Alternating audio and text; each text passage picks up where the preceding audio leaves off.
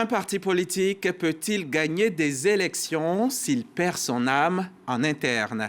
Ce soir, dans le débat politique, nous mettons les trois grandes formations ivoiriennes face à leurs contradictions. Au PDCI-RDA, des tensions persistantes autour du leadership.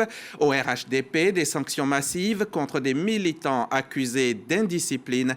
Et au PPACI, des cadres revoqués pour avoir défié la ligne du parti. Discipline, autorité, liberté. Les partis politiques ivoiriens sont-ils en train de se fragiliser de l'intérieur? C'est le débat de ce soir. Et mes invités ce soir sont Jérôme Ndri, journaliste, analyste politique, chef du service politique au Nouveau Réveil. Bonsoir. Bonsoir, Jérôme, bienvenue sur ce plateau. Merci. Victor Junior Djokweyi est aussi avec nous. Bonsoir Victor. Bonsoir, M. Diaby. Vous êtes journaliste et analyste politique également. Professeur Dion, Simplice Dion, bonsoir. Bonsoir. Merci d'être là ce soir. Vous êtes philosophe politique et mon quatrième invité ce soir, lui est aussi journaliste et analyste politique. C'est Eric Bayala. Bonsoir Eric. Bonsoir Diaby. Vous êtes par ailleurs directeur de l'administration et de la production du journal Le Miroir d'Abidjan. Bonsoir à toutes et à tous et bienvenue dans le débat politique. Nous sommes donc aujourd'hui, un constat s'impose. Les partis politiques ivoiriens, qu'ils soient au pouvoir ou dans l'opposition, font face à des tensions internes, des tensions inédites. Entre sanctions, contestations et frustrations, la discipline devient un enjeu central. État des lieux avec Davis Oyo. Défiance, fronde et indiscipline observées dans les principales chapelles politiques en Côte d'Ivoire lors des élections législatives du 27 décembre 2025. Le RHDP, le PDCI-RDA, le PPACI ont vu leur mot d'ordre balayés du revers de la main. Conclusion, des candidatures dissidentes y ont émergé. C'est à l'occasion des élections, que ce soit municipales, présidentielles, que ces remous-ménages, ces discussions, ces remous s'apparentent. Pourquoi? Parce qu'en ce moment-là, il y a des tentatives individuelles, il y a des logiques individuelles qui se manifestent et qui sont souvent en déphasage avec les instances du parti. Donc on a l'impression, le sentiment qu'il y a des comportements marqués par l'indiscipline, que nous parlons souvent du comportement déviant. Après le scrutin, la défiance est encore à l'ordre du jour au PDCI-RDA. Les députés maires de Cocody, de Port-Boué et du Plateau avaient contesté la désignation de Maître Blessi comme président de leur groupe parlementaire. Après cet épisode, les députés de Bokanda Commune et le député maire d'Aboisseau ont suspendu leur participation au groupe parlementaire PDCI-RDA pour des motifs différents. Il y a quelques semaines, un militant du parti a demandé la mise sous tutelle provisoire du PDCI-RDA en raison de la longue absence du président Tidjane Thiam. Au PPACI, les indisciplinés ont été suspendus de leurs fonctions. Récemment, l'un des principaux frondeurs, Stéphane Kipré, a présenté des excuses publiques au président Laurent Gbagbo en affirmant qu'il est à la porte et prêt à continuer le combat. Du côté du RHDP, parti au pouvoir, le directoire du parti adopte une politique de tolérance zéro contre les militants frondeurs. En plus des 176 membres dans le viseur, une enquête interne a été ordonnée par le secrétaire exécutif afin d'identifier d'éventuels soutiens ayant facilité ou encouragé les candidatures dissidentes. Autant de remous qui meublent le quotidien des partis. On remarque également que dans la même ligne directive, les partis proposent et en même temps des candidats se positionnent pour pouvoir se positionner au niveau des législatives. Face à cela, la structure du parti politique apporte un élément de réponse en termes de fermeté. Donc c'est ce qui est observé lorsqu'on regarde la dynamique des partis politiques anciens en griffe, dirigés par des présidents qui ont fait leurs preuves et qui continuent de faire leurs preuves dans le champ politique ivoirien. Le mode de règlement de ces conflits est propre à chaque formation politique, mais avec un objectif commun, faire régner la discipline. Mais à quel prix? Les sanctions pourraient-elles fragiliser les partis? Des questions que se posent les militants et sympathisants de chaque camp. Je suis parfaitement d'accord avec vous. Merci beaucoup. Merci David Soyo, journaliste, reporter donc ici à la RTI. Aujourd'hui, est-ce que les partis politiques ivoiriens sont encore des espaces de débat ou alors ce sont des machines à obéir? Monsieur Jérôme Ndri, Nouveau Réveil. Écoutez, Hamza, est-ce que les partis politiques sont des espaces de débat? Je dirais oui. Mais quels sont ces partis politiques? Aujourd'hui, nous parlons peut-être de discipline au sein de ces partis politiques. Les partis politiques devaient être des cadres de débat, des débats idéologiques, mais ces partis politiques ne devaient pas être des machines à fabriquer des personnes qui suivent de façon, excusez-moi du terme moutonnière, l'idéologie du parti. Revenons un peu au thème discipline au sein du parti. Quand on parle de discipline au sein du parti, il faut remonter un peu le fil de l'histoire quand même pour parler de discipline au sein du parti, particulièrement au sein du PDC-RDA. Quand vous prenez par exemple, je prends 1994, lors du congrès extraordinaire d'avril 2014 du PDC-RDA, un groupe de militants qui prétestaient qu'on leur a refusé la parole se sont retirés. À la tête de ce groupe de militants, il y avait un homme bien connu, Feu Guéni Kobina. Ils se sont retirés pour créer ce qu'on appelle le Rassemblement des Républicains. Et selon plusieurs analystes, le tournant de l'indiscipline même au sein du PDC a commencé par là. Après ça, vous verrez qu'en 2001, après la situation post-coup d'État, il y a eu des indisciplinés également qui sont sortis du PDCI, qui ont créé l'UDPCI. Donc aujourd'hui, quand on essaie de voir l'indiscipline au sein de ces partis politiques... Vous voulez dire que c'est devenu une norme, l'indiscipline? Bon, ils ont transformé ça en une norme. Parce que ces partis politiques, aujourd'hui, bon, on peut le dire peut-être sans se gêner que ces partis politiques, que ce soit le Rassemblement des Républicains, l'UDPCI, c'est des indisciplinés. Il faut avoir le courage des indisciplinés qui sont sortis du parti du PDC-RDA pour fonder ces partis politiques. Bon, c'est vrai, ça ne devait pas de la norme, mais malheureusement, il y a au sein de nos partis, au sein de ces partis politiques, des indisciplinés. Mais il faut savoir faire quand même la différence entre deux types d'indisciplinés. Il y a ceux qui, par exemple, qui sont indisciplinés par rapport à l'idéologie du parti et qui peut-être n'épousent plus l'idéologie du parti, n'épousent plus l'orientation qui est donnée à l'idéologie, qui sortent carrément pour créer un autre groupement. Et il y a certains indisciplinés qui contestent même la légitimité et la légalité de ceux qui dirigent ces partis-là. Donc il y a deux cas qu'il faut essayer de relativiser pour ne pas mettre tout le monde dans le même panier. D'accord, il y a donc des indisciplinés partout sauf au PDCI, hein? C'est ce qu'on peut... Non, je n'ai pas dit, j'ai dit quand on prend l'origine des indisciplinés... L'origine, c'est partout sauf au PDCI. Il faut essayer de rétablir la vérité. D'accord. Djokweyi, la vérité est-elle ainsi rétablie? On pourrait le dire. L'indiscipline dont on parle là remonte de loin. Mais ce n'est pas seulement en Côte d'Ivoire. Hein. On l'a dit, par ailleurs, on l'a dit, c'est partout dans le monde. C'est partout dans le monde.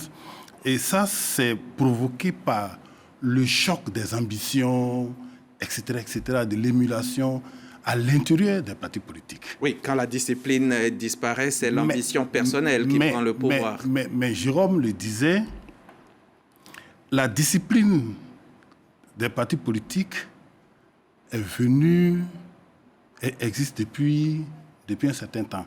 Et c'est le PDCI qui en a souffert le plus. Parce qu'il a dit, il a cité le RDR, il a cité l'UDPCI, mais également le MFA. Il y a le MFA. Et tous ces partis-là, c'est pour cette raison que moi, j'estime que quand tout le monde parle des sanctions au niveau du RHDP, le RHDP devrait y aller doucement. Parce que le parti a été créé sur le fond de l'indiscipline, avec le retrait de Guéni Kobina, simplement parce qu'au cours d'un congrès, on lui a simplement refusé la parole. Mais ce n'est pas parce qu'on t'a refusé la parole qu'il faut partir.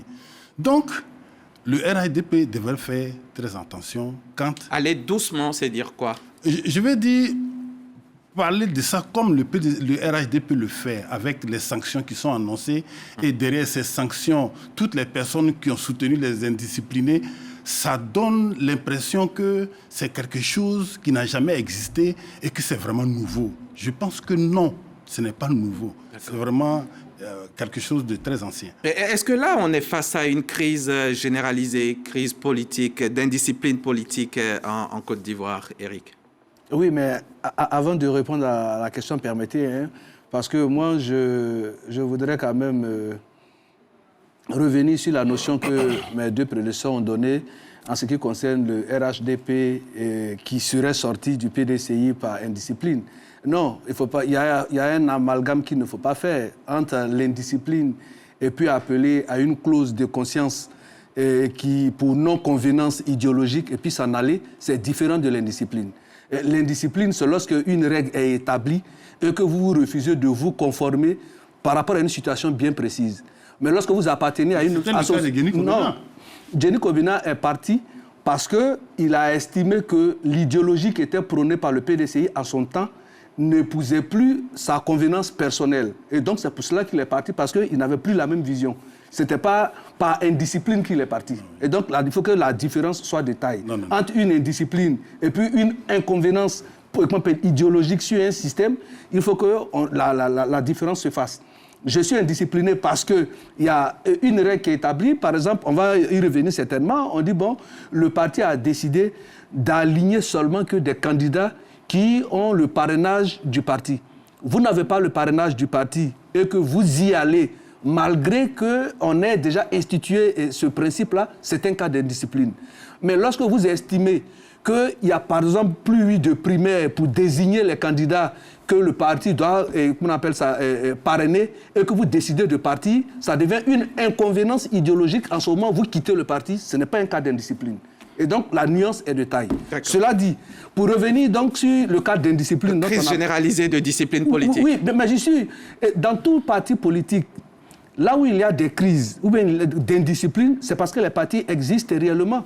Parce que là où il y a des intelligences qui se frottent autour d'un idéal, c'est sûr que ça va convoquer des sentiments personnels, des ambitions personnelles à vouloir exprimer. Maintenant, il faut qu'il y ait des mécanismes internes dans chaque parti pour pouvoir encadrer cette manière de pouvoir extérioriser ses sentiments personnels, ses intérêts personnels. Sinon, depuis que tout parti politique existe, il y a forcément cette volonté-là de pouvoir s'affranchir personnellement. Donc je pense que pour vous, désobéir au parti devient acceptable. Je ne dis pas que ça devient acceptable, mais je dis, c'est pas parce que quelqu'un manifeste une désobéissance que cela est accepté. Comme quoi, vous me direz que toutes les possibilités sont des opportunités, mais que non. On peut désobéir à un système, mais ça ne veut pas dire que ça soit... Si c'était acceptable, il n'y aurait pas eu de sanctions. Il y a les sanctions parce qu'on estime que ce n'est pas acceptable. Mais est-ce que si chacun fait comme il veut, est-ce que le parti existe encore? Mais justement, on ne peut pas faire comme on veut, parce que dans toutes les associations, dans toutes les organisations humaines, il y a des règles. Plus vous conformez qu'on appelle aux normes établies, vous arrivez à pouvoir non plus à ascenser vos égos, mais vous arrivez plutôt à vous conformer aux principes qui commandent qu'on puisse vivre ensemble. Pour qu'on puisse vivre ensemble, défendre un idéal politique, un idéal sociologique, mettre ensemble un projet de société qui participe à une bonne gouvernance, il faut bien qu'il y ait des règles pour, on appelle ça, encadrer le personnel politique qui va mettre en œuvre cette vision qui est portée par le leader ou bien par le parti. Donc quand vous vous soustrayez à ces normes-là, en ce moment-là, c'est un cas d'indiscipline. Il faut bien que les instances au sein du parti qui sont prévues à cet effet puissent pouvoir exécuter cette coercition pour pouvoir sanctionner. Est-ce que les partis sont devenus trop autoritaires aujourd'hui ou alors trop faibles face à leurs militants, professeur? Je ne sais pas si j'ai la réponse à cette question. Mais je veux dire que, vous savez, un jour, quelqu'un a été volé. Et puis, tout le village se retrouve chez lui. Et au lieu de lui dire le yako, qu'on fait souvent, tout le monde lui dit, mais est-ce que tu as bien fermé ta porte? Pourquoi tu n'as pas fait ci? Pourquoi tu n'as pas pris un gardien? Pourquoi? Alors que c'est lui qui a été volé. À la fin, il lui a dit, mais attendez, moi j'ai été volé, au lieu de me soutenir, vous venez encore me faire des reproches. Ce qu'on appelle indisciplinés, qui ont donc commis un acte d'indiscipline. On les interroge, on les accuse, oui. Mais est-ce que souvent on fait attention à comment le parti a créé la brèche pour qu'il y ait indiscipline?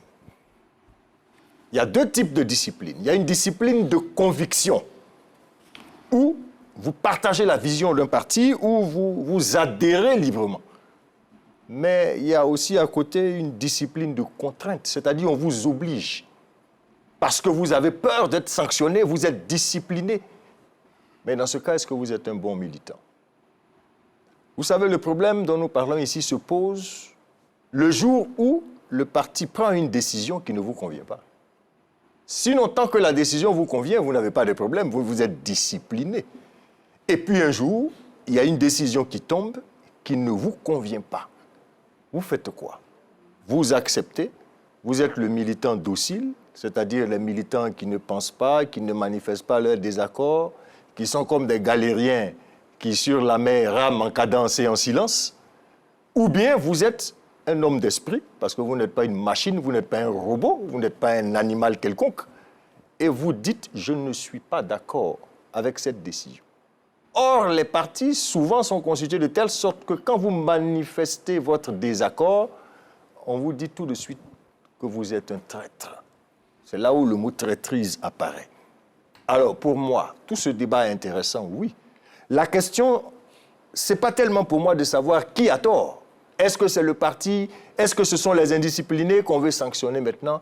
Mais peut-être que la vraie question, c'est quand il y a un désaccord, comment le parti s'organise et y a-t-il des mécanismes de médiation pour que, justement, le désaccord puisse être géré en interne sans qu'on les livre à la vindicte populaire? Voilà la question que je... D'accord, vous posez cette question, mais dites-nous, est-ce qu'un militant doit obéir aveuglément au parti ou alors avoir une certaine liberté politique? Quelle est la réponse à cette question? Je caricature. Oui. On adhère à un mouvement et particulièrement à un mouvement politique pour 3 raisons. La tête, le cœur ou le ventre et le bas-ventre. La tête parce qu'on partage une vision, il y a une idéologie, il y a un futur souhaitable que le parti propose. Oui, je suis d'accord avec le RHDP parce que je pense que ce parti peut. Je suis d'accord avec le PPACI parce que c'est une idéologie qui me convient. Mais le jour où ça ne vous convient plus, le jour où le parti va dans tous les sens, vous avez le droit, puisque votre adhésion est basée sur la raison, vous avez le droit de remettre en cause l'idéologie. Celui qui adhère à un parti avec le cœur, émotion, j'aime parce que j'aime, lui, il a moins de problèmes. Parce que partout où vous l'entraînez, lui, il vous suit, c'est le cœur. Celui qui va avec des intérêts, parce qu'il cherche un poste, parce qu'il veut avoir une récompense immédiate, lui aussi, il a une autre façon de réagir. Donc, le militant réagit en fonction de ce qu'il cherche dans le parti auquel il adhère. On ne peut pas répondre absolument pour tout le monde. Chacun donne sa réponse parce que chacun sait ce qu'il cherche ou il va chercher dans un parti. Aujourd'hui, est-ce que la démocratie interne existe vraiment dans nos partis? Je crois que non, malheureusement. Malheureusement, avec ce qu'on observe, malheureusement, ce que la démocratie interne des partis devrait être, elle ne l'est pas. On a beaucoup plus, dans nos partis politiques, on assiste beaucoup plus à la pensée unique du chef. Si tu veux exister, tu respectes la pensée unique du chef. Et d'ailleurs, les sanctions qui sont à venir au RHDP et qui ont déjà eu lieu au PPACI respectent ce principe-là. Lequel? Le principe de le chef a dit, plus personne ne parle. Simplement parce que nous sommes dans des logiques de... Ce n'est plus l'éclosion des réflexions internes, mais c'est plutôt la pensée du chef que nous devons respecter. Parce que si tu ne respectes pas la pensée du chef, le professeur Dion l'a dit, tu es un traître. Et on te regarde ainsi et on te sanctionne ainsi. C'est ça toute la difficulté. Mais un parti politique, je l'entends bien, un parti politique, ce n'est pas une armée, mais ce n'est pas non plus un marché. Oui, bien sûr que c'est... c'est vrai, Amsa, ce que vous dites est juste. Mais retenez que le parti politique aussi, c'est une association de personnes qui ont des objectifs. Par exemple, la prise de pouvoir est l'un des objectifs d'un parti politique. Dans ces conditions, à l'intérieur des partis politiques, il naît les ambitions. Et les ambitions provoquent toujours des oppositions, le choc des idées. Et là où il y a le choc des idées, évidemment, vous allez parler d'indiscipline. D'accord. Au RHDP, par exemple, 176 militants sanctionnés. Est-ce que c'est le signe d'un malaise profond, Éric? Le signe d'un malaise, non. Au contraire, c'est l'expression du dynamisme du parti. Parce que si je... Quand on sanctionne, c'est que le parti est dynamique. Quand on sanctionne, c'est que le parti est dynamique. Parce que pour sanctionner, il faut qu'à l'interne, il y ait des mécanismes organisationnels et structurels... Et qui n'auront pas été respectés. Qui n'auront pas été respectés. Et puis justement, le RHDP le fait de la plus belle des manières. Il y a déjà une commission qui est chargée d'enquêter pour situer le niveau de responsabilité, parce que la sanction vise des responsables militants par palier de responsabilité. Et donc, il faut adresser la question pour voir à quel niveau de responsabilité chaque indiscipliné est impliqué, de sorte à ce qu'on n'ait pas des sanctions standards, de sorte à ce qu'on ne mette pas tout le monde dans le même panier. Parce que justement, la discipline, c'est le socle de la vitalité de toute organisation, encore plus d'un parti politique. Mais quand un parti politique sanctionne, il ne punit pas, mais il participe à de la pédagogie militante. Quand un parti politique sanctionne, il ne punit pas, mais il convoque le militant à pouvoir se structurer. Parce que si dans notre organisation, il n'y a pas la structuration personnelle, mais c'est difficile. Parce que je prends un exemple. Quand on choisit M. Victor Djokoyi pour être candidat dans une telle circonscription, et que moi, je pose ma candidature à l'effet de contrarier celle de Djokoyi, mais demain, que je ne sois pas étonné que moi aussi, lorsque je serai choisi, quelqu'un d'autre aussi le fasse. Et donc, en ne réagissant pas, c'est faire le lit au désordre. Or, là où la sanction est, il n'y a pas de désordre. C'est pour ça, dans nos sociétés, et je parle sous le contrôle du professeur, il y a des règles, des normes de loi qui régissent les rapports entre les individus pour qu'on puisse vivre en harmonie. Sanctionner, d'accord, mais 176 sanctions, est-ce que c'est de la discipline? Ça dépasse ce cadre. C'est une crise, non? Mais justement, le nombre est important parce qu'il faut mettre le ratio du nombre d'indisciplinés à la grandeur du parti. Si vous prenez un parti politique qui a des difficultés de se réunir dans une cabine téléphonique, on pourra dire que les 176, c'est un nombre pléthorique. Mais justement, lesquels par exemple? Bon, non, je ne vais pas en citer, mais nous sommes tous... Non, on veut savoir. Nous sommes tous des contemporains et on sait que le RHDP dont nous parlons, le sujet qu'on appelle qui est factuel, est l'une des seules, pour ne pas dire la seule formation politique qui a un ancrage national. D'accord. Voilà. Et donc, à ce niveau-là, au regard de la cartographie électorale que nous avons, on a vu que le RHDP est le seul parti qui a eu des élus sur toute l'étendue du territoire. Et donc ça, c'est un fait indéniable. Et donc, je ne suis pas en train de brasser du vent, mais je me tiens sur les faits qui sont là. Le RHDP a cet ancrage national. Donc, si plus d'une superficie de 362 462 km², il n'y a que 176 personnes qui ont été, qui doivent être sanctionnées pour indiscipline, ça veut dire que le RHDP est un parti qui est dynamique, qui a, un personnel politique qui est important, et donc où les militants ont de l'intérêt pour la vie et la survie de leur parti. C'est cela la lecture qu'il faut faire. Vous punissez les militants, mais est-ce que vous avez écouté leurs frustrations? Mais justement, ils ont été identifiés, mais la sanction n'est pas encore tombée parce qu'il y a eu une commission d'enquête, et cette commission d'enquête, justement, entrevoit d'écouter les militants. Tout à l'heure, dans mes propos introductifs sur la question, j'ai dit qu'il faut les interroger pour situer le niveau de responsabilité.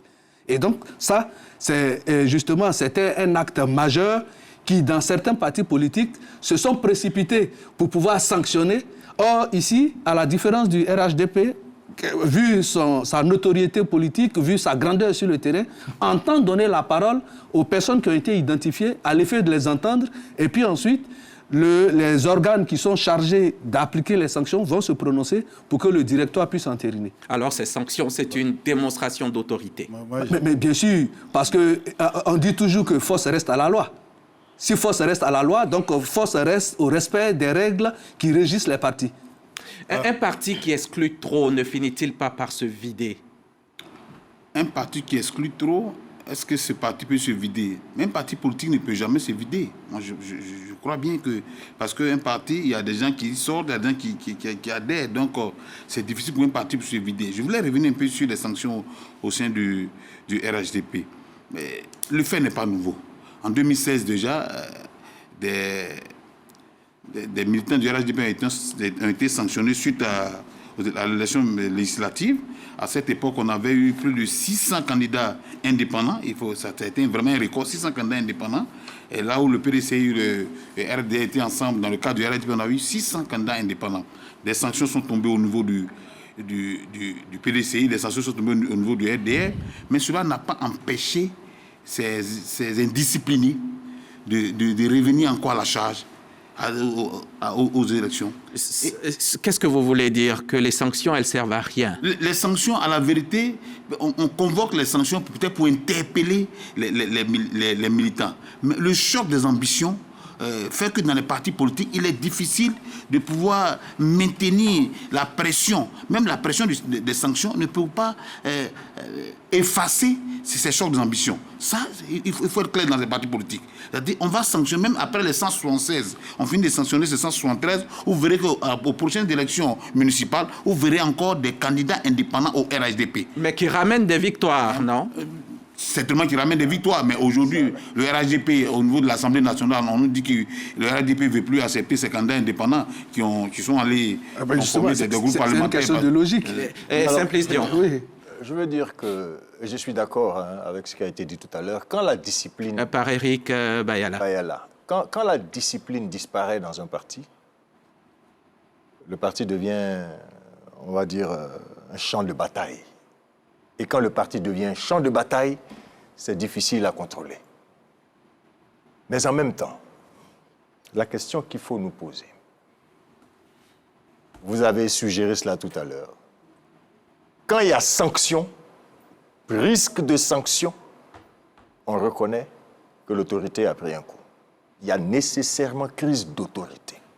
Parce qu'il y a une autorité qui a eu à dire certainement, je ne veux pas d'indépendants. Et il y a eu des indépendants. Il y a forcément une crise d'autorité quelque part. La deuxième chose que je veux dire, c'est que la Côte d'Ivoire ne mérite pas... Je veux dire, mérite des partis politiques qui ne sont pas des clubs de cooptation. Que chacun des grands partis qui sont là s'interroge. Je l'ai dit tout à l'heure à l'entame de mon propos. Est-ce qu'ils ont écouté les gens?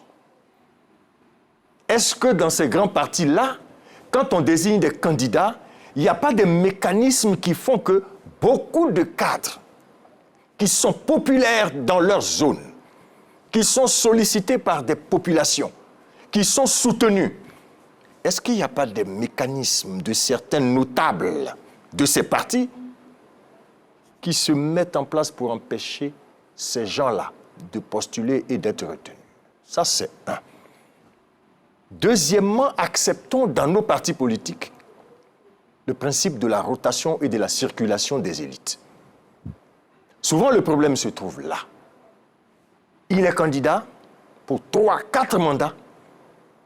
Il ne laisse pas la possibilité aux jeunes cadres, par exemple, qui émergent dans certaines zones, qui sont soutenus, de faire aussi leur expérience. Est-ce que cette vérité ne va pas jusqu'au sommet des partis? Mais voilà toute la difficulté. C'est-à-dire que s'il n'y a pas de rotation des élites, la circulation des élites, si vous n'écoutez pas la dynamique des plus jeunes qui arrivent et qui servent le parti, mais qui veulent servir à un niveau électoral ou autre, il y a toute cette crise qui s'installe et forcément vous aurez des indépendants, des indisciplinés parce qu'ils manifestent leur désaccord. Vous savez, même dans la nature, là, pour qu'il y ait le jour et la nuit, eh bien, la Terre, là, fait un mouvement qu'on appelle la rotation. Et pour qu'il y ait des saisons, la même Terre fait un mouvement qu'on appelle la révolution. Mais si vos partis ne veulent pas faire ni de rotation, ni de révolution, il y aura de l'indiscipline. Mais vous allez vers la sclérose. Donc, il faut revenir à la remise en cause. C'est bien de vouloir les sanctionner, mais c'est mieux de se poser la question essentielle, c'est pourquoi ont-ils été indisciplinés et qu'est-ce que nous pouvons faire pour que de telles choses n'arrivent plus? C'est cela. Sinon, comme l'a dit Jérôme Begré, l'an prochain, il y aura encore, des indisciplinés. Beaucoup d'indisciplinés. Mais Hamza, je voudrais préciser quelque chose. Un parti politique, c'est une association qui est régie par des tests, par des statuts. Je pense que celui qui adhère à un parti politique doit connaître quand même le contenu de ces tests et de ces statuts. Je prends le cas, par exemple, du PDCI. Quand les statuts du PDCI, dans son article 90, nous parlent des manquements disciplinaires. Qu'est-ce qu'on appelle manquement disciplinaire? Atteinte à l'unité du parti, faute contre l'honneur et la probité et la transhumance politique. Quand celui qui adhère à ce parti-là, il connaît ces tests-là, je pense que aller contre ces tests, c'est de défier l'autorité, comme le professeur l'a dit, et casser l'unité même de ce parti-là. Alors, au PDCI, les crises sont-elles plus politiques ou personnelles? Les deux cas se présentent. Les deux cas se présentent. Et quand vous voyez un militant qui, dans le fond, ne dit rien de concret et qui traduit, par exemple, le président du parti ou bien le parti... C'est qui ce militant? Non, je peux citer le cas de Valérie Yapo ou le cas du dernier qui a traduit le président Tiam à la justice. Mais qui ne disent rien de concret. Il ne dit rien de concret. Non, il n'a pas été bien élu, il n'a pas fait 10 ans de bureau politique. Non, des débats qui sont dépassés, qui ont fait même l'objet de procès. On demande la mise sous tutelle du parti. Oh, mais celui qui demande la mise sous tutelle du parti, et regardez la qualité de l'individu. C'est quoi sa qualité? Il était membre du bureau politique. Il a été candidat, il était un indiscipliné parce qu'il a été candidat indépendant contre son parti. Candidat indépendant contre son parti, il a eu 65 voix. Mais à partir du moment... Il a même été suspendu. Il a été suspendu en 2021 par le président Henri Konan Bédié parce qu'il était un indiscipliné. Et ce dernier qui dit qu'il ne reconnaît pas les décisions prises par le président Tiam, c'est les mêmes décisions qui l'ont rétabli en 2023. Vous voyez l'incohérence de sa démarche. Il dit qu'il ne reconnaît pas dans sa démarche, il reconnaît pas les décisions prises par le président Tiam, il ne reconnaît pas la légalité, la légitimité du président Tiam, alors que c'est ces mêmes décisions en tant que suspendu qu'il a rétabli. Donc, si tu ne reconnais pas les décisions qui ont rétabli, c'est que tu es encore sous sanction. Le leadership de Tidjane Thiam est-il totalement accepté aujourd'hui? Totalement accepté au PDCI-RDA. À part aucune voix discordante? Non, à part quelques individus pour des problèmes personnels, comme j'ai évoqué tantôt, qui, bon, comme je vous l'ai dit, il y a deux sortes d'indisciplinés. Il y a ceux, par exemple, qui suivent plutôt la vision, qui comprennent plutôt la vision ou l'orientation du parti, et qui peuvent se rebeller. Et il y a ceux qui contestent la légalité et la légitimité de l'autorité. C'est-à-dire, c'est ces deux cas-là qui se présentent. Mais quand quelqu'un, par exemple, un parti politique qui a élu son président à près de 97,85%, et tu viens le lendemain, tu dis non, tu ne reconnais pas la légitimité de ce parti politique, toi, un individu, bon, Hamza, essayez de voir... Aucun individu n'a droit à la parole. Non, si. Le PDCI est un parti foncièrement démocratique. Parce que quand vous assistez, par exemple... Juste au mot. Il a droit à la parole, oui. Mais il n'a pas ce droit de pouvoir contester la légitimité d'une décision qui est sortie d'un congrès. Avec ses mains ou avec sa tête. Parce qu'il y a des mécanismes pour contester. Vous avez quelque chose à dire, Eric? Allez-y. Oui, tout à l'heure, Jérôme disait que le leadership de M. Thiam est totalement affirmé. Totalement. Et plus loin, dans sa chute, il dit, sauf quelques-uns qui ne sont pas fondés. Et donc, ça veut dire que lui-même, il autodétruit le pouvoir affirmatif du leadership de M. Thiam, d'autant plus qu'il reconnaît qu'il y a certains qui ne reconnaissent pas sa légitimité. Mais j'ai précisé que... Laissez-moi finir. D'accord, fini. Merci. Et donc, il est clair qu'aujourd'hui, le problème qui se pose, il y a certains, quand vous écoutez au PDCI, regardez le président Henri Konan Bédié. Il décède à 89 ans. Après avoir dirigé le PDCI depuis 1993 jusqu'à nos jours. Un peu plus de 30 ans. Et juste après lui, le PDCI va à un congrès. Mais pour élire qui? Un président du parti. Mais là où il y a eu l'amalgame, ils ont voulu mettre à la tête du PDCI un monsieur qui aurait les mêmes profils que le président Alassane Ouattara, que de mettre à la tête du PDCI quelqu'un qui connaît la maison. Ça, c'est ce que vous pensez. Quelqu'un qui connaît la maison, qui peut la tenir pour éviter ces cas, j'allais dire, d'implosion interne. Parce que de 89 ans à 63 ans, regardez le cas d'âge. Donc tous ceux qui sont compris dans cette génération d'âge sont grillés. Pourtant, il conviendra avec moi qu'au PDCI, on est jeune à 60 ans. Non. Et donc, vous comprendrez que de 89 ans à 63 ans, c'est sûr que toute cette génération qui n'est plus prise en compte, qui a porté le PDCI de bout de bras, se rend compte qu'aujourd'hui, ils sont des laissés pour compte. Et ils ne peuvent pas accepter cela. Et donc, c'est pour cela qu'au PDCI aujourd'hui, mais justement, quand vous pensez avoir passé une situation, que nenni, il y a un coup de rétropédalage qui vous renvoie encore à l'arrière. Sur le cas de la légitimité de M. Thiam, combien de temps les militants du PDCI, j'allais dire en à-coups répétés, vont ester en justice le parti sur la légitimité du président? Ça veut dire qu'il y a effectivement problème sur sa légitimité. C'est ça. Entre justice, Jérôme Moundry, entre justice et politique, est-ce que le PDCI n'est pas devenu un parti en conflit permanent? Non, le PDCI n'est pas en conflit permanent. Non. Parce que ce qu'il oublie, c'est que sous Henri Konan Bédié, en 2018, quand le PDCI le président Henri Konan Bédié, quand en 2018, le PDCI sort du RHDP, il y a un militant, fait Jérôme Kouakou, qui a esté le PDCI même en justice. Ça, il oublie. Qui a esté le PDCI, c'était sous le président Henri Konan Bédié. Donc je veux dire que ces manœuvres... Pas sur la légitimité du président Bédié à diriger le PDCI. C'est pas la même chose. C'est un amalgame très grave. C'est pas la même chose. C'est pas la même. Mais reconnais au moins que c'est pas la même chose. Ce qui se raconte dans les grains. Oui. Non, mais faut reconnaître que ce n'est pas la même chose. C'est ce qui se raconte et qui n'est pas vrai. Ce n'est pas vrai. Parce que comment il peut dire que nous sommes jeunes à 60 ans. Bon, ça c'est des affirmations qui sont pas fondées. Cette tablette, en main, vous pouvez nous envoyer vos questions, chers téléspectateurs.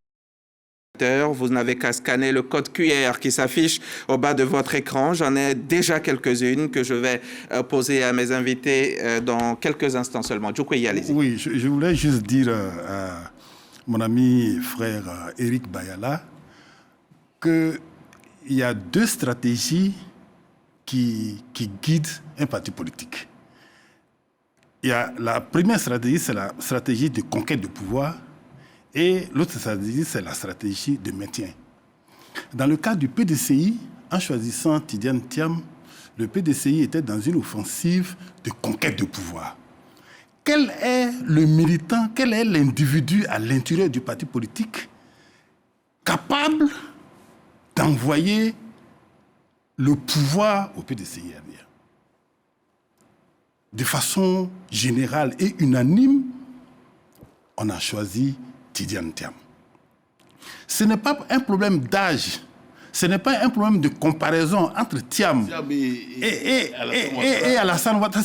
C'est pas du tout ça. C'est pas du tout ça. C'est un faux débat. Le PDCI RDA, après être parti comme ça, comme on le sait, après un coup d'État en 1999, est resté longtemps dans l'opposition et il s'est présenté une occasion importante pour que le PDCI revienne au pouvoir.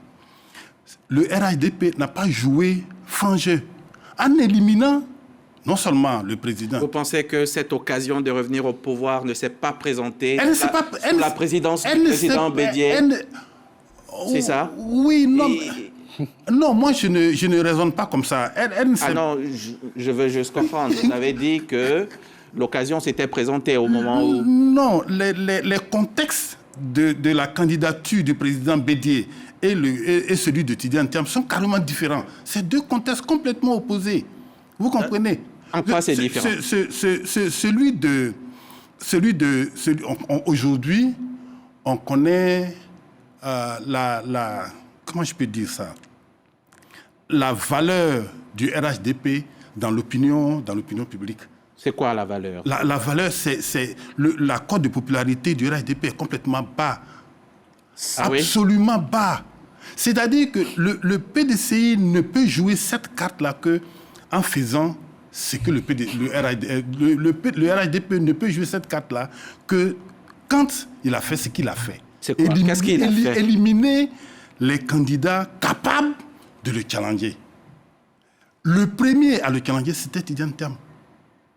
Vous comprenez? D'accord. Donc, il n'y a pas eu de procédure légale. Le président Tidjane Thiam, président donc, du PDCI, a été écarté abusivement. Et de mon point de vue, il a été écarté abusivement, comme l'a été le président Laurent Gbagbo. Et si le RHDP, qui a tous les députés, tous les maires, tous les conseils régionaux, voulait véritablement connaître sa puissance sur le terrain, je pense que ce parti n'avait qu'à laisser compétir les autres personnes. Éric Bayala, vous avez écarté des candidats abusivement? Il dira certainement non. Non, il va dire non. Bon, écoutez, moi, je vais faire un peu de catéchèse sur la question, parce qu'il y a un amalgame criard que mon ami Djokoyi fait sur la responsabilité des partis politiques et l'engagement citoyen d'une institution. Quand on dit que le RHDP a éliminé les autres candidats, mais vous conviendrez avec moi qu'à la CEI, il a été reçu la candidature du président Alassane Ouattara, candidat du RHDP, au même titre que tous ceux qui sont allés faire acte de candidature. La CEI qui est habilitée, qui a reçu compétence par les différents décrets qui l'instituent, a siégé et a estimé qu'un certain nombre de candidats ne remplissaient pas les conditions. Le faisant, ça ne relève pas du RHDP. C'est exclusivement de la CEI, qui est une institution républicaine qui a travaillé et qui a rendu ses conclusions. Et donc, au-delà de tout ça, avant que le RHDP même ne vienne au pouvoir, il y a eu également des institutions qui ont éliminé la candidature de certains candidats. Mais jamais, dans une posture républicaine, il a été dit que le FPI d'alors a rejeté la candidature. C'est là que... Laissez-moi finir. Laissez-moi finir. Eric, justement, nous sommes en train de... On parle d'un problème de discipline et d'indiscipline dans les partis politiques. Hamza. Et je comprends bien que vous avez ce problème-là aussi. Hamza. D'accord, on y va. Au PPACI, est-ce que boycotter une élection puis sanctionner ceux qui y participent, est-ce que c'est cohérent? C'est cohérent en partant du départ. On organise un comité central. Au cours du comité central, on décide tous qu'on ne va pas à cette élection parce que les conditions d'y aller ne sont pas remplies. Tout le monde sort de ce comité central et par derrière, des individus se décident d'aller à l'élection à laquelle on a décidé de ne pas participer au comité central. Oui, à ce moment-là, il y a lieu de sanctionner. Ça, c'est une indiscipline notoire. Vous comprenez? Mais et il y a une vingtaine de cadres qui ont été... Ça se comprend. Ça se comprend. Je l'ai dit, je l'ai déjà dit et je le redis encore. Quand on est dans des gros partis politiques, dans des machines politiques, comme le RHDP, comme le PDCI-RDA, comme le PPACI. Vous le rejoignez donc quand il dit qu'il y en a qui ne remplissent pas des cabines téléphoniques? Oui. Là-dessus, Eric, mon ami Eric et moi... Quels sont ces partis? On a envie de savoir. Je ne vais pas tirer la foudre des autres sur moi. Je préfère dire ce qui m'intéresse. Donc, quand on est dans des grosses machines, comme le RHDP, le PDCI et le PPACI, la dynamique des ambitions, le choc des ambitions, peuvent amener ce type de comportement. Pourquoi?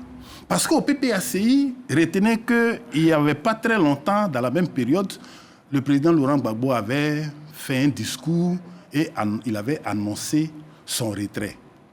Mais en même temps, quand on regardait la vie du parti, il ne s'était pas dessiné de façon très claire la personne qui prenait les rênes de cette machine politique-là après son départ. Dans ces conditions, ceux qui pensent qu'ils sont capables de diriger le parti peuvent, dans ces conditions, avoir des comportements déviants comme il y en a eu. Je voudrais rappeler que des 20 personnes ou des 19 personnes 22, je crois. 22, voilà, la vingtaine 22 personnes. personnes. Vous comprendrez que 16 de ces candidats étaient extrêmement proches d'un individu, d'une personne qui est une des autorités de ce parti-là. Donc, ça, nous savons tous que c'est justement à cause des ambitions politiques que nous avons des indisciplines, et notamment et principalement ce qui s'est passé au PPACI. D'accord, c'est donc un acte de discipline pour vous, hein, la vingtaine de cadres révoqués, pas un aveu de faiblesse. Non, pas un aveu de faiblesse. D'accord. PDCI-RDA. Pour PDCI-RDA, l'affaire Calixte Yapo, pour vous, c'est une victoire judiciaire? Victoire judiciaire ou alors symptôme d'un climat tendu? Je dirais toujours symptôme d'un climat tendu. Et au-delà de cela, une pression inutile qui a commencé depuis très longtemps, pression judiciaire sur les cadres du PDCI-RDA. Bon, au finish, on a compris que le dossier, à la vérité, le dossier était vide. Donc, est-ce que parler de victoire... Pression de qui sur le PDCI-RDA? Non, pression des tenants du pouvoir. Pression des tenants. On ne peut pas se voiler la face. Nous savons qu'il y a un parti politique qui est au pouvoir, il y a des partis politiques qui sont à l'opposition, qui subissent la pression du parti politique qui est au pouvoir. Et ça c'est connu dans, comment on appelle, dans toutes les, on va dire toutes les démocraties en Afrique. Il y a tout le parti qui est au pouvoir, manœuvre pour se maintenir, pendant qu'un parti politique, les partis politiques de l'opposition, ils sont à la quête de ce pouvoir. Et le parti de pouvoir ne va pas céder facilement le pouvoir. Et dans cette manœuvre, il y a la pression, et dans cette pression, il y a la pression politique, la pression judiciaire. Quand tout se règle devant devant les tribunaux, est-ce encore un parti politique, professeur Dion? Quand tous les problèmes en interne de nos partis politiques, quand pour tout et pour n'importe quoi, il faut se retrouver devant les tribunaux, est-ce que c'est encore un parti politique, professeur? Ça ne devait pas l'être. Alors, d'abord, trois petites choses. Hein. La première chose, je pense que un parti politique, ce n'est pas une association d'anciens combattants. C'est un moteur d'avenir. J'appelle anciens combattants les gens qui disent, comme j'ai 80, 70 ans, donc avant que ça n'arrive aux plus jeunes, il faut, tout dépend de ce ou des combattants nouveaux. Ce que le parti recherche. La deuxième chose, et ça concerne le PDCI-RDA, qui, à mon sens, hein, en tant que citoyen et philosophe, a besoin d'un peu de motivation et d'exhortation. Parce que la question pour le PDCI, c'est pas est-ce que le PDCI reviendra au pouvoir? Parce qu'il faut se poser les vraies questions. La question pour le PDCI, c'est est-ce que le PDCI veut revenir au pouvoir? C'est ça qui est la vraie question. Mais je crois que la réponse, elle est connue. La réponse semble évidente, mais les comportements que vous êtes en train de décrire ici ne donnent pas l'impression que ce parti veut venir au pouvoir. Seulement le PDCI ou tous les partis en place? Je cible le PDCI. D'accord. Pourquoi? Parce que le vieux Bédier vient de partir. Il a dirigé le PDCI pendant combien d'années? Quand un homme dirige un parti pendant de longues années, le danger, c'est que ce qu'il laisse à son successeur, quel qu'il soit, j'appelle ça une tunique de Nessus, c'est-à-dire un cadeau empoisonné. Puisque les frustrations qu'il a gérées, qu'il a contenues pendant 30 ans, pendant 25 ans, quand vous arrivez, c'est vous qui devez gérer tout ça. Et c'est ce qui arrive à Tidiane Thiam. Il faut qu'il gère tout ce passif. Il faut qu'il gère tous ceux qui, autour de Bédier, ont pensé que ça allait être leur tour quand Bédier s'en irait. Il faut qu'il gère toutes ces ambitions qui se déclarent à gauche et à droite. De sorte que les partis dont on ne parle pas encore, quand on regarde bien, tôt ou tard, feront face à ce même problème. À partir de ce moment-là, vous avez deux options. La première option pour le PDCI, s'ils continuent de faire ce qu'ils font, ils s'en vont vers un PDCI musée d'Oufoué, où tous ces militants seront des guides touristiques et ils vont dire aux Ivoiriens qui vont venir au PDCI, « Ah, voici le PDCI dans sa gloire passée. » Première option, muséification. Deuxième option, réinvention. Si le PDCI veut se réinventer, il faut qu'il sorte de la nostalgie. Il faut que le PDCI se donne une identité très claire et il faut enfin que les militants du PDCI, s'ils sont encore militants, arrêtent de prendre leur fétiche et de le mettre sur la place publique pour que tout le monde lapide leur fétiche. Ça, je termine là-dessus. Même si le RDR est né du PDCI, le RDR, je ne parle pas du RHDP, le RDR doit inspirer le PDCI parce qu'il est là, dans les moments difficiles, d'Alassane Ouattara, et les Henri Diabaté, et les Kandia Kamara, et les Adama Diawara, et même les Touré, Mamadou, qui sont plus jeunes, sont restés tranquilles derrière leur leader. Nous sommes en période de Pâques. Il n'y a pas de mystère glorieux s'il n'y a pas de mystère douloureux. Qu'ils acceptent de mener le combat s'ils veulent revenir au pouvoir et qu'ils soient le bouclier de leur leader au lieu d'être les premiers à exposer leur leader tout le temps. Professeur Dion, Monsieur Diokwayi, est-ce que le PPACI est trop dépendant du président Laurent Gbagbo?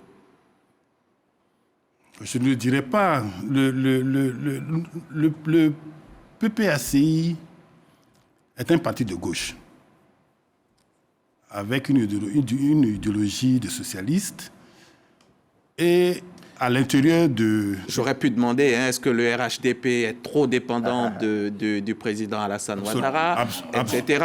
Absolument. C'est une...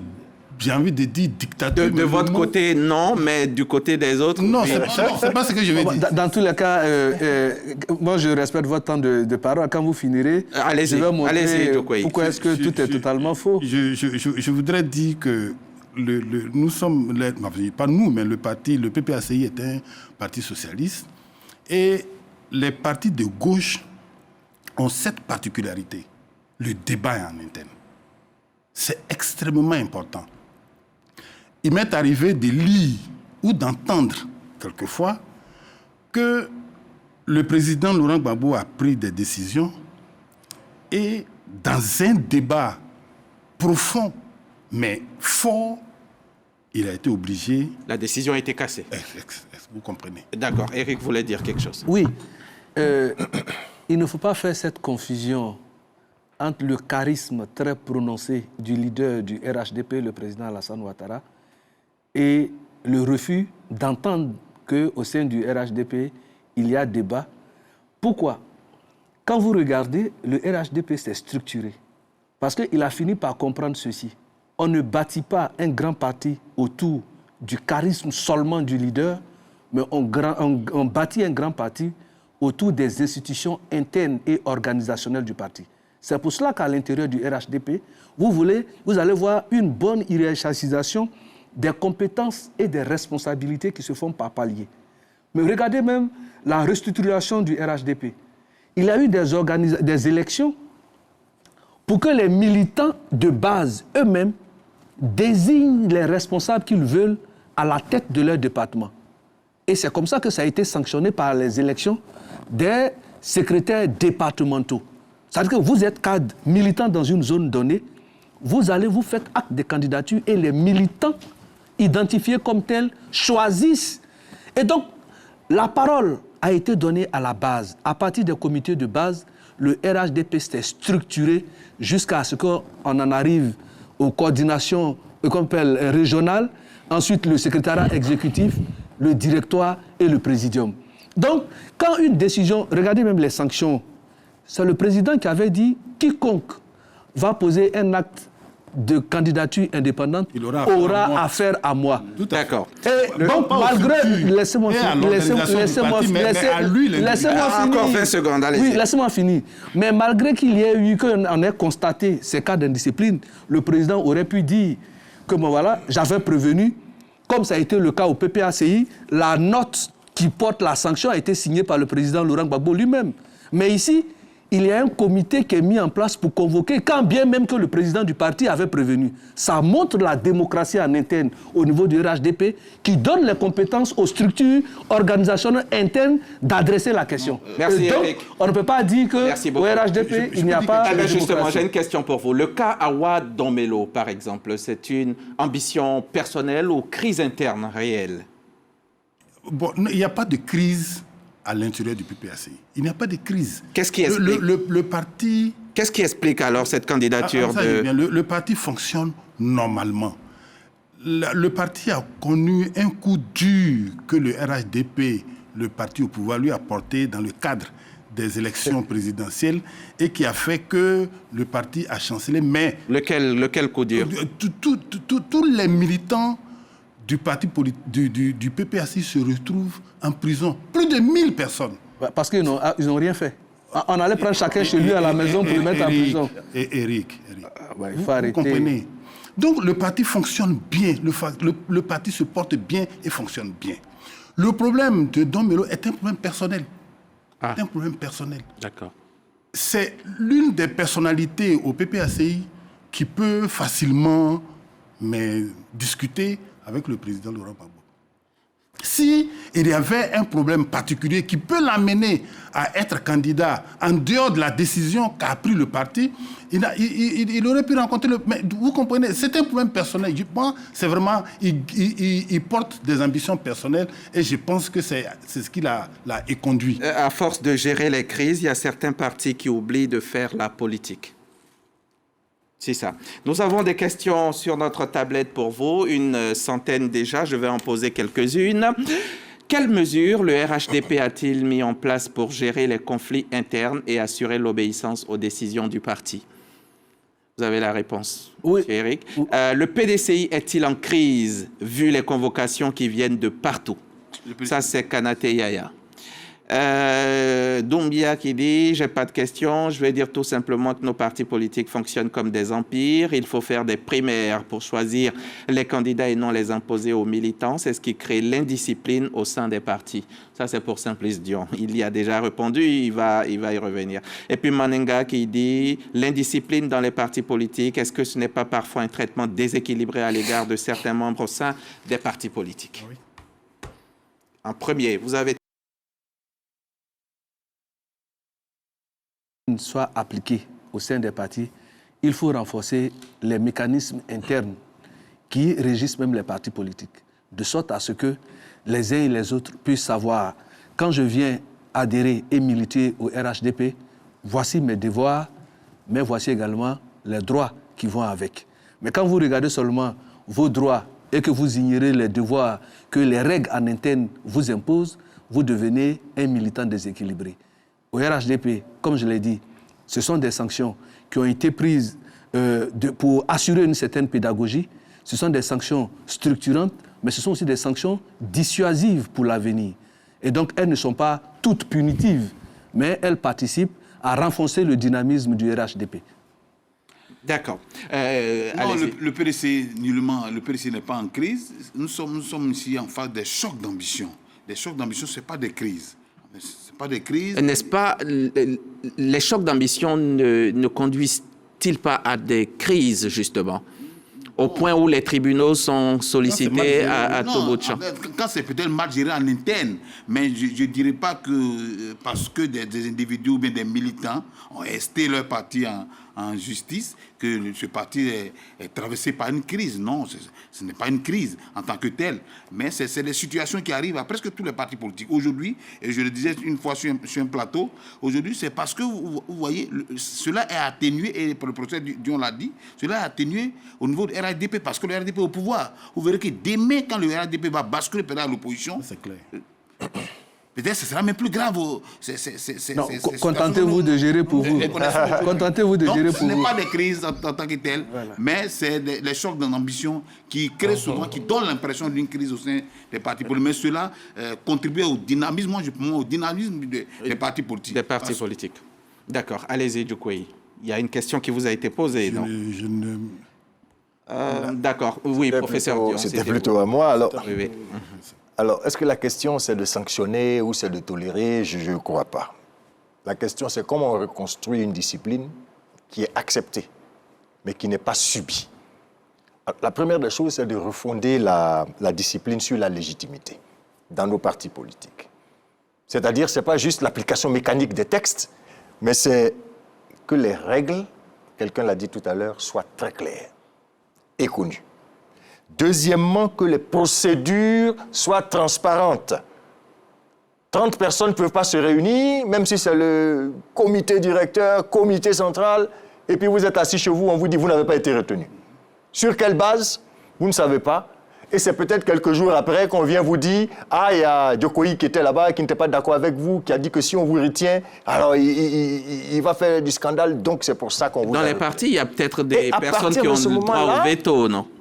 C'est ce que j'appelais tout à l'heure un parti de notables. Il y a des notables, il y a une notabilité. Et quels sont ces partis qui sont concernés là? Les grands partis. Les grands partis sont structurés de cette façon parce que dans tous les grands partis, surtout les partis qui gouvernent, le président travaille avec des gens qui sont très forts. Qui sont des notables. Qui sont les notables du parti. C'est les pontes du parti.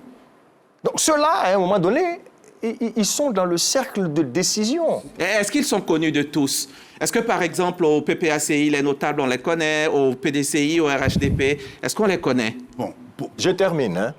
Est-ce qu'on les connaît, sur professeur? la question de la justice aussi. Est-ce qu'on les connaît? Mais oui, on les connaît. Qui sont ceux qui forment un directoire du parti comme le RHDP? Vous connaissez, non? Est-ce que vous assistez au directoire du RHDP? Est-ce que nous sommes au directoire de, je ne sais pas, du PDCI ou de quoi? Il y a un niveau, il y a des cercles concentriques jusqu'à ce qu'on descende à la base de la pyramide. Mais après, il y a un sommet où les décisions stratégiques se prennent. Mais ce que je veux dire à tous ces partis-là, il faut être juste. Soyez juste. C'est-à-dire, si vous reconnaissez qu'un jeune, même s'il est jeune, peut faire le travail, peut aider le parti, soyez juste. Parce que c'est quand vous n'êtes pas juste qu'il y a la frustration. Et quand il n'y a pas la frustration, on a envie d'aller voir ailleurs parce qu'on veut respirer, on veut montrer de quoi on est capable. Parce que même quand vous le sanctionnez et qu'il est député maire de sa ville, vous voulez lui dire quoi? Vous voulez dire quoi à vos militants qui l'ont élu? C'est pourquoi le président a dit, même quand il regarde le parti, dans le cadre de son parti, il dit « Vous aurez affaire à moi » parce que le président sait qu'il y a certaines crises qu'on gère avec intelligence, pas avec autoritarisme. Merci beaucoup, professeur Dion. On va passer donc à l'axe 2 de notre émission, les solutions. Face à cette tension, il y a une question centrale. Hein? Comment restaurer la discipline sans étouffer la démocratie interne? Jérôme. Comment rétablir la discipline sans étouffer la démocratie interne? Au sein de chaque parti politique, il y a quand même des mécanismes qui sont mis en place pour faire respecter les tests et régler des conflits internes. Je pense que chaque militant, lorsqu'il se sent peut-être frustré ou il se sent étouffé dans ce parti politique, doit s'adresser à ces mécanismes internes, épuiser toutes ces voies de recours en interne avant de penser même à mettre sur la place publique ces genres de problèmes. Là, c'est la première solution qui est là. La deuxième solution, pour moi, un parti politique est une association qui est régie par des tests. Et quand tu ne te sens plus dans ces tests, je pense qu'il serait mieux pour toi de pouvoir te retirer de cette association. Tu deviens indiscipliné, comme tu l'as dit. Non, tu deviens indiscipliné, mais peut-être une indiscipline silencieuse. Là, tu ne fais pas du bruit, tu quittes l'association. Pour revenir, pour vous prendre au mot, donc tous ceux en 94 qui sont partis du PDCI... Ils ont fait du bruit. Ils sont partis et ils sont allés créer un parti politique. Tout à fait. Ils ont fait du bruit. Tout à fait. C'est les indisciplinés, ils ont fait du bruit. Alors que nous qui sommes là, on a adhéré à des associations de quartier, à des associations de village. Mais quand on se sent plus, ou on ne suit plus la vision de cette association, mais on quitte cette association du village, on ne va pas créer une deuxième association du village. Il faut rester seul. Non, tu restes, parce que tu ne suis plus tu ne comprends plus la vision. Et s'il y a un ensemble de personnes qui sont parties de ce groupe-là, qui, elles, ces personnes-là, ont une vision commune, est-ce qu'elles ne peuvent pas se mettre ensemble pour justement aller dans ce sens? Oh oui, elles peuvent aller dans ce sens, mais pas combattre, pas créer une association identique à cette association où ils étaient. D'accord. Ça, c'est une des solutions. D'accord. Faire une indiscipline silencieuse. Est-ce qu'on peut imposer la discipline sans frustrer les militants? Est-ce que c'est possible? Non, c'est pas possible. Ça va être difficile, ça. Ça va être difficile parce que contraindre quelqu'un et lui faire accepter plus tard que la contrainte qu'on lui a imposée est bien pour lui, c'est difficile à accepter. Donc, ça va être très difficile. Ça va être très difficile. Ce que pour aller dans le sens de la question que vous avez posée à mon frère Ndri Jérôme, c'est il faut que les partis politiques acceptent, quand le parti est organisé et structuré, il faut que le parti respecte l'organisation et les structures de son propre parti. Il ne faut pas que, le professeur Dion l'a dit, il ne faut pas qu'il y ait un Manitou quelque part en haut et qui dicte tout. Ça va être difficile. C'est pas un Manitou, on dit un directoire. Il a dit que c'est un ensemble de notables qui sont là et puis qui... Le professeur Dion, bon, connaît sa politesse et son humilité. Il a dit, le directoire, il a qualifié ça de notable. Moi, j'ai dit, de façon générale, c'est le grand Manitou est quelque part. Et ce qu'il a dit, mais même dans le congrès. Chez vous, c'est qui le grand Manitou? Non, le BPACI n'a pas de grand Manitou, mais je parle des grands, qui en a? Des grands partis politiques. Qui en a? Quels sont les partis qui en ont? Moi, je pense par exemple au RHDP. Moi, je pense par exemple au RHDP. Vous comprenez? Mais il faut qu'à l'intérieur des partis politiques, bon, ça c'est juste pour nous amuser un peu, mais juste dire qu'à l'intérieur des partis politiques, il faut respecter les structures qu'on a mises en place. 1. 2, les règles qu'on s'est données. Vous comprenez? Il faut respecter. Et puis, la dernière chose, la démocratie. Je vais vous dire quelque chose. Le PDCI-RDA est 2 fois démocratie. PD, démocratie, RDA. RDA, démocratie. 2 fois. Il faut que la démocratie s'applique à l'intérieur du PDCI. Elle n'existe pas donc pour vous? Je n'ai pas dit ça. Il faut que les partis politiques appliquent à l'intérieur, à leur sein, la démocratie. Le RIDP, démocratie à l'intérieur. Il faut qu'on applique la démocratie. Dès lors qu'on sort... Il n'y a que dans ce parti qu'il n'y a pas de démocratie, selon vous? Non, Hamza Diaby, ne me prêtez pas les mots auxquels je ne pense pas. Je n'ai pas dit ça. De façon générale et de façon globale, les partis politiques, les grands partis à leur sein, même le PPACI, à son sein, doit appliquer la démocratie. Je reviens et je dis cette dernière chose. La démocratie, je le disais sur un plateau ailleurs, la définition simple, c'est la liberté. Il faut que les partis acceptent que leurs militants soient des hommes libres, capables de dire, moi, je me présente à cette élection, capables de dire, moi, je veux faire ceci, etc., etc.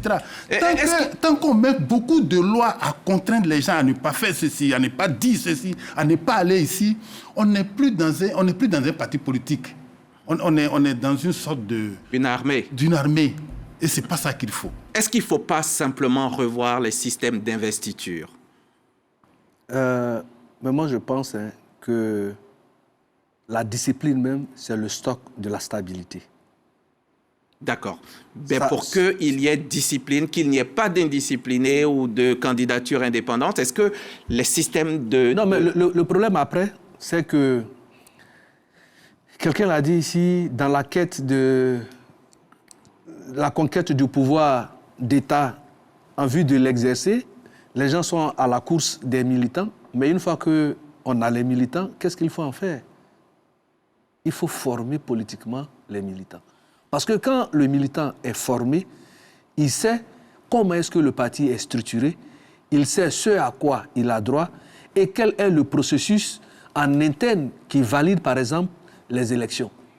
Ça, quand c'est connu d'avance par le militant, c'est difficile pour lui de poser un acte manqué là où il y a des règles qui régissent une compétition électorale. Mais tout à l'heure, j'ai vu, à tort ou à raison, mon ami Djokoyi dit oui, le RHDP, ceci, ceci. Mais vous avez posé une question à laquelle il a semblé se soustraire. Le PPACI décide de ne pas être concerné par une élection. Dans ce cas, officiellement, le PPACI n'est candidat à rien. Donc les individus à l'intérieur ont la liberté, chacun individuellement, d'aller faire acte de candidature, non pas sur le sceau du PPACI. J'ai demandé si c'était cohérent. Et mais justement, c'est là la plus grosse des incohérences. Parce que vous ne participez pas à une élection. Il ne pose pas son dossier à la CEI comme étant candidat PPACI. Il y va en tant qu'indépendant. Et donc, vous sortez du champ politique pour aller le trouver, le traquer dans son indépendance, là où vous avez refusé d'aller aux élections, et vous en faites... Quoi? Un indiscipliné? Non, bien au contraire, c'est de l'autoritarisme. S'il est reconnu en tant que membre de ce parti, même s'il y va sans porter le nom du parti, est-ce que ça ne fait pas de lui quand même un indiscipliné? Non, si tout le monde doit y aller, on va dire la même chose du RHDP, non? Parce que les candidatures indépendantes... Le RHDP a une particularité, d'autant plus que le RHDP, en tant que parti politique, est partie prenante aux élections. Donc, dès l'instant où le parti est engagé aux élections, quand vous y allez, même si vous n'avez pas le parrainage du parti, ça porte à confusion. Mais dès l'instant où officiellement le parti dit que nous ne sommes pas concernés par les élections, en ce moment-là, laissez libre cours aux individus d'y aller. Mais quand vous le faites, ça devient quoi? Donc c'est chez vous qu'on parle d'autoritarisme, chez vous, bien au contraire. L'individu doit partir à ces élections. Il faudra qu'il se soustrait de ce parti politique d'abord, parce qu'il reste toujours militant. C'est bien différent. Est-ce que ces frustrations ne viennent pas, ça c'est au professeur que je pose la question, est-ce que ces frustrations ne viennent pas d'un manque de transparence, justement? Je crois que vous en avez déjà parlé un peu. Bien sûr, il faut que les partis politiques modernisent leur gouvernance. Surtout nos partis politiques ici. Il faut moderniser la gouvernance de nos partis.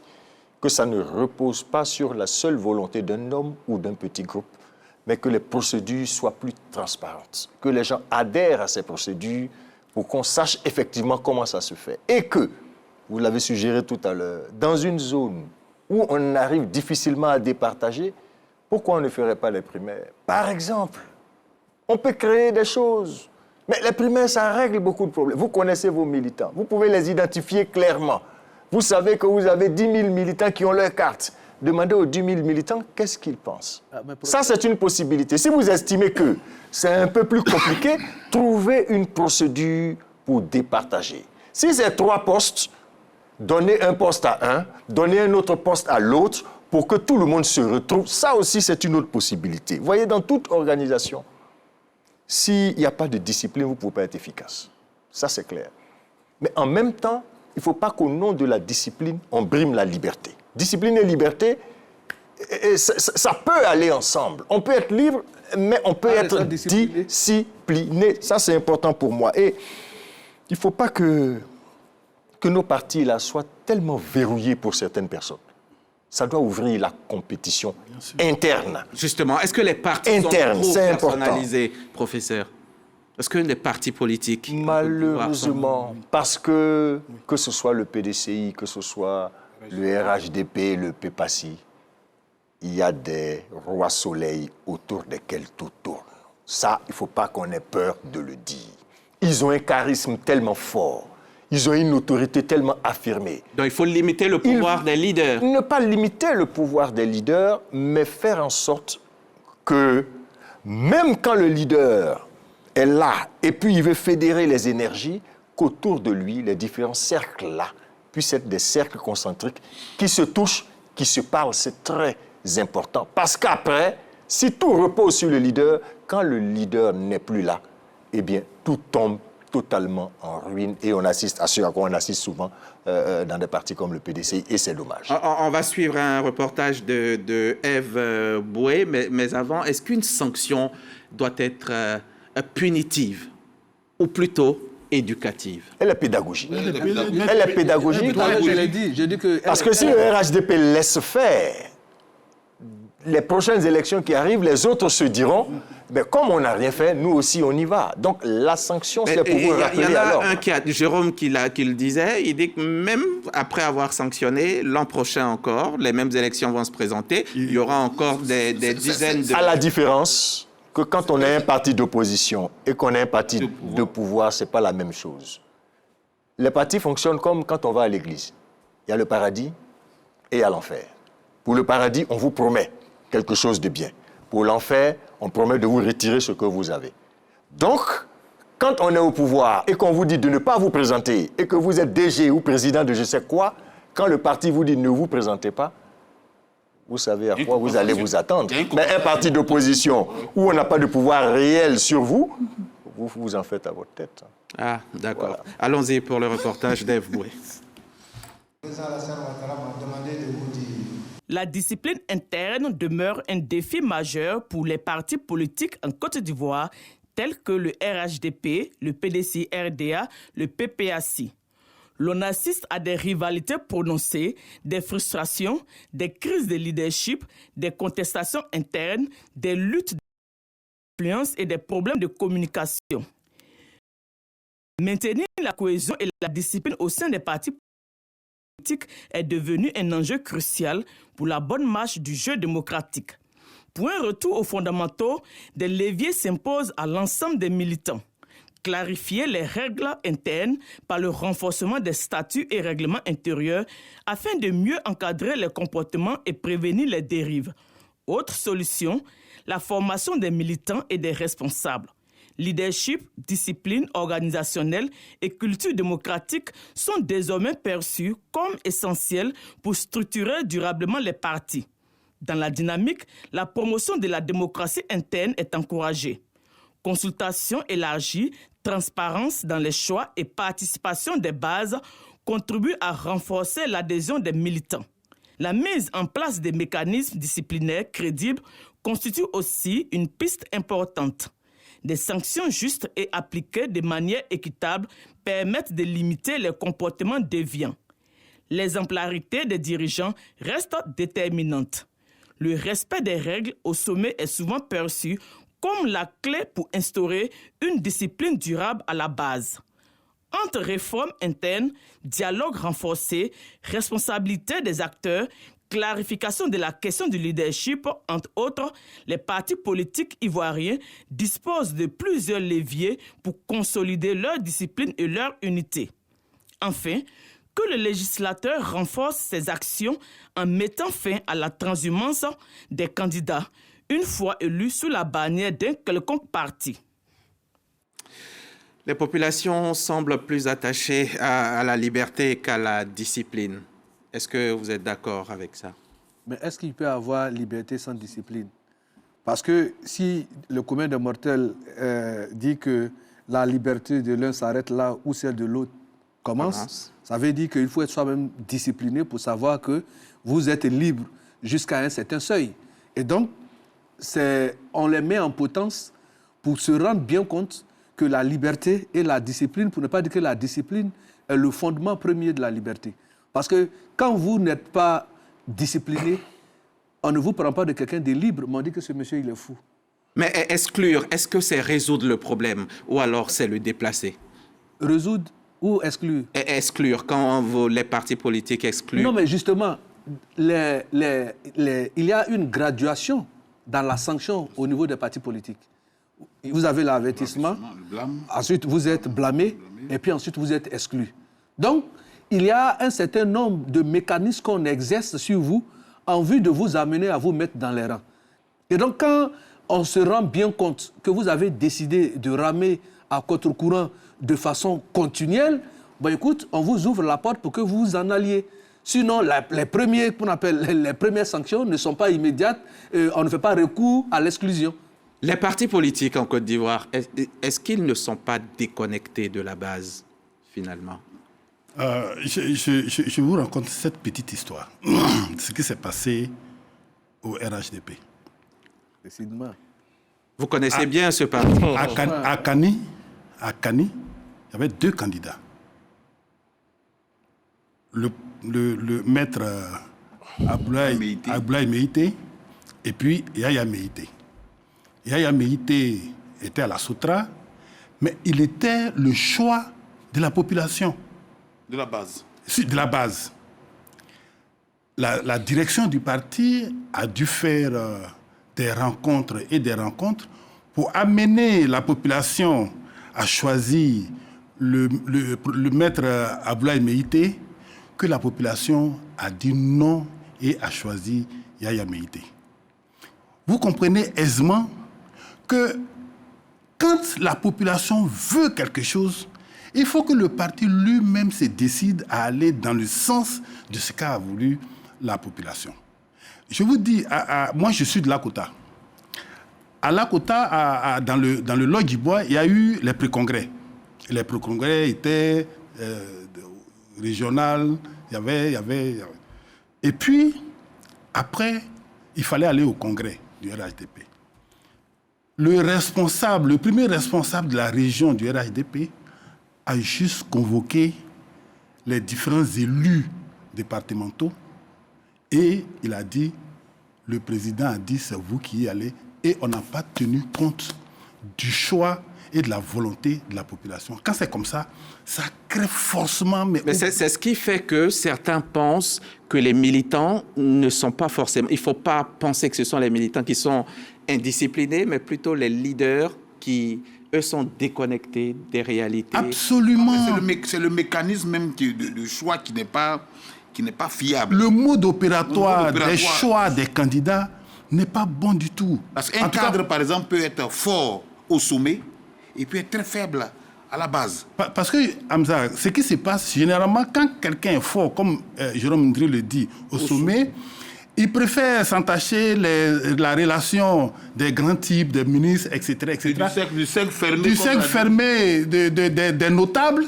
Le professeur qui l'a dit, je l'ai dit qu'il était modeste, mais bon, du moins modéré, mais bon, vous comprenez. Et il laisse tomber la population. Mais le jeune qui a des ambitions et qui veut arriver loin, s'attache à la population. Il crée un ancrage fort avec la population. Et évidemment, ça donne le résultat que ça a donné à Kani. Voilà la réalité. Voilà la réalité. Oui, allez-y. Oui, mais souvent, il y a des vérités qui mentent. Il y a des vérités qui mentent. Et il faut le signifier.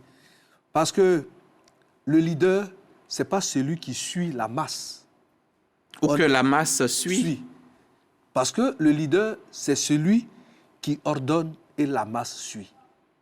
Et donc... On n'est plus dans une démocratie. Non, je ne suis pas en train de parler de démocratie. Les thèmes, selon le vocable utilisé, j'ai parlé de leader. Ce n'est pas seulement qu'en démocratie qu'on trouve les leaders. Oui, je sais. Voilà. Et donc, je disais que dans ce cas précis, la population peut estimer qu'elle a une relative promiscuité avec un individu qui milite dans un parti. Mais à côté, le parti, il a ses objectifs, il a ses pions et il a le vivier du personnel politique à sa disposition et il sait avec qui il peut engager un tel combat, avec qui il peut faire ceci ou cela. Parce que nous donc, tous... point besoin de l'avis de la base. Non, j'en arrive. Et donc, tout le personnel politique n'a pas le même profil. D'accord. Donc, à un moment donné, quand on est leader, il faut être capable d'arbitrer. On a parlé de... Il faut faire les primaires. Mais généralement, les primaires, c'est celui qui a plus de moyens, c'est à lui que ça profite. Voilà, parce que vous avez plus de moyens, vous entretenez les militants, vous les mettez dans les conditions, ils votent pour vous. Mais si vous les entretenez, vous êtes un bon leader. Donc, du coup, vous comprendrez que... Est-ce que ça, c'est juste? Pardon? Si vous les entretenez, non, alors ils se reconnaissent en vous. Oui, non. Mais vous ne les entretenez pas et puis vous voulez qu'ils vous soutiennent. Quand Le président de la République, je ne vous coupe pas la parole, a dit ici, à vos cadres, peut-être que je me trompe, hein, ou que j'ai été distrait, soyez solidaires. Soyez solidaires. Soyez généreux. Il vous l'a dit avant. Si vous n'avez pas été généreux ou solidaire... Je ne suis pas en train de le nier, professeur. Voilà. Mais laissez-moi... Allez-y. Il vous reste 20 secondes. Allez-y. Je dis que généralement, quand il y a les primaires dans une localité et que cela met en compétition deux candidats, ça veut déjà dire quoi? Qu'à la base, on se rend bien compte qu'il y a deux leaders qui se disputent un poste. Maintenant, comment faire pour les départager? Ça veut déjà dire... S'ils sont arrivés à ce niveau, chacun, en ce qui le concerne, a participé à l'entretien de la base militante. Maintenant, il faut aller aux élections. Maintenant, pour aller aux élections, ce sont les militants qu'on va convoquer à un seul endroit pour dire allez-y voter. Celui qui a plus de moyens a plus de chances de l'emporter. C'est ce que je dis. Et quand c'est comme ça aussi, Ce n'est pas vraiment... Comme dans toute élection, non, dans ce pays. Voilà, donc justement... Ceux qui ont plus de moyens. Quand on voit le profil de maître, qu'on appelle Ben Meïté, et pour ce qu'il a comme... ce qu'il constitue comme ressource essentielle pour le RHDP, il était important pour le parti parce qu'il était président d'une commission à l'Assemblée nationale. Il était important pour le parti de le reconduire. Mais c'est là que la notion de la discipline est convoquée. Parce que lorsque le parti dit qu'on prend un tel pour cette élection, ce n'est pas parce que le parti ignore vos compétences. Mais c'est ce que je disais à l'entame, que toutes les opportunités ne sont pas des possibilités. Parce qu'un militant bien formé doit pouvoir comprendre la nécessité et l'urgence du respect du choix du parti. Hamza. Mais Hamza.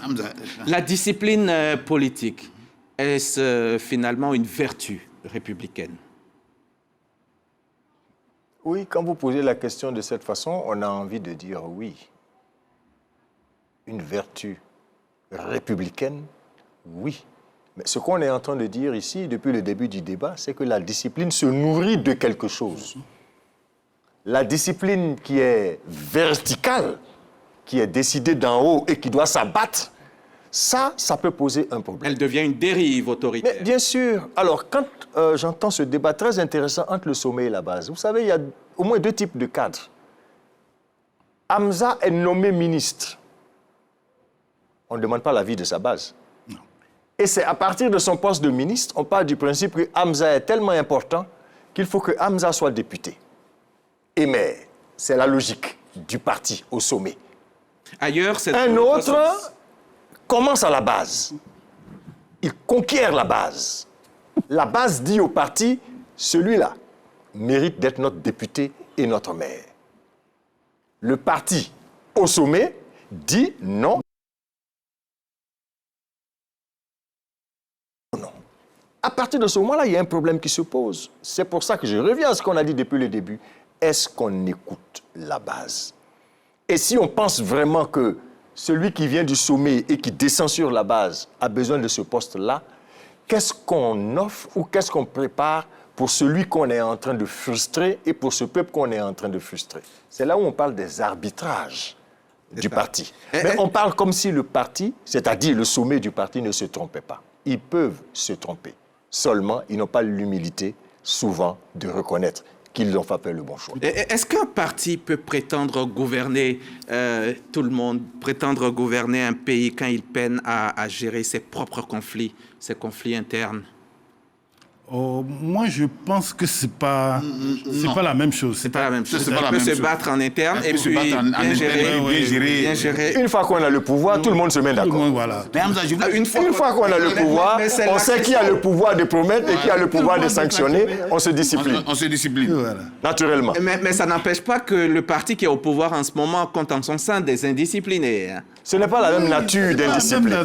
Parce qu'au niveau de l'État, vous avez tous les moyens de coercition. Voilà. Mais dans un parti politique, vous n'avez pas de police ni de gendarmerie. Donc, ce n'est pas la même chose. Donc, s'ils n'arrivent pas à se discipliner eux-mêmes, ils peuvent quand même gouverner les 30 millions Même si le d'habitants. président Laurent Gbagbo, dans son discours, dans son dernier discours, a indiqué qu'un militant qui n'arrive pas à respecter les thèses de son parti, ce n'est pas sûr qu'il puisse respecter la constitution de son pays quand il va accéder au pouvoir. Bon. Ça n'engage que le président, mais nous disons que ce ne sont pas dans le même contexte. On peut être un parti où il y a les chocs des ambitions, mais une fois au pouvoir, vous verrez que... Mais le choc des ambitions peut vous empêcher d'atteindre le sommet et d'atteindre le pouvoir. Oui, bien sûr. Mais finalement, nous avons terminé. Finalement, quel est le parti le plus discipliné ? Ou le moins en crise? Quel est le parti le plus discipliné? Le parti le moins en crise et le plus discipliné, c'est le PPAC. Quel est le parti le plus discipliné? C'est factuel. 176 personnes vont être sanctionnées. Mais nulle part dans la presse, quand bien même qu'elles se sentent identifiées, aucune voix de ces personnes à être sanctionnées. Là, elles deviennent disciplinées. Voilà. Elles sont conscientes. Elles sont sanctionnées parce qu'elles sont indisciplinées. Mais jusqu'à présent, aucune d'entre elles n'a refuté ce qu'on appelle la sanction à venir. Ça veut dire effectivement qu'elles reconnaissent qu'elles ont posé un acte manqué. Mais il y a eu quelques temps, en 2023, le RHDP avait sanctionné des candidats indépendants qui après sont venus faire amende honorable. Et puis ça... Oui, mais justement, il faut contextualiser le débat.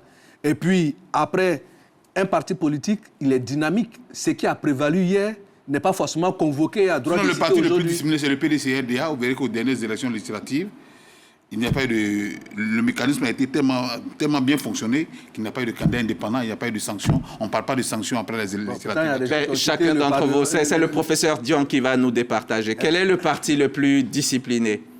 Alors, je réponds, si vous me permettez, avec la petite image.